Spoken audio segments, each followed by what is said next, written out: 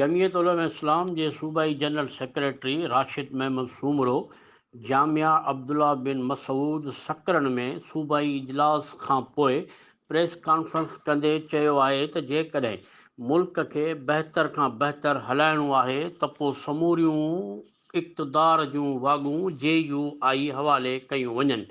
पोइ अव्हांखे अंदाज़ो थींदो त मुल्क कीअं हलाइबा आहिनि। हिन चयो त असांजूं ॿ वज़ारतूं वज़ारत मज़हबी उमूर ऐं वज़ारत NH जी कारकिरदगी अवाम आॾो आहे।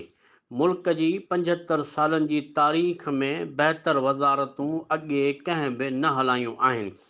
हिन चयो त वज़ारत ख़ज़ाना, वज़ारत ख़ारजा ऐं वज़ारत दाख़िला जेकॾहिं जमीयत उलमा इस्लाम जे हवाले कयूं वञनि त इनशा अल्लाह मुल्क खे तरक़ीअ जी राह ते वठी वेंदासूं। हिन इहो बि चयो त जमीयत जा अॻुवान हुजनि या कारकुन, उहे सभु अवाम जी ख़िदमत जो जज़्बो रखनि था। हिन हिकु सवाल जे जवाब में चयो त ईंदड़ जनरल इलेक्शन में जुड़ंदड़ इतिहाद जो हिसो थियण या सिंध में पीपल्स पार्टी जे साम्हूं थी बीहण बाबति अॼु सकरन में गॾिजाणी कई अथऊं।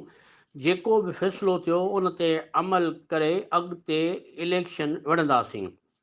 इन मौक़े ते हाफ़िज़ अब्दुल क़यूम चन्ना, अब्दुल क़यूम हालेजवी, असलम गौरी, मौलाना ताज मोहम्मद नाहियूं, मौलाना सऊद अफ़ज़ल ऐं मौलाना शफ़ीक़ अहमद जमाली समेत कई उलमाए कराम पिणु मौजूदु हुआ।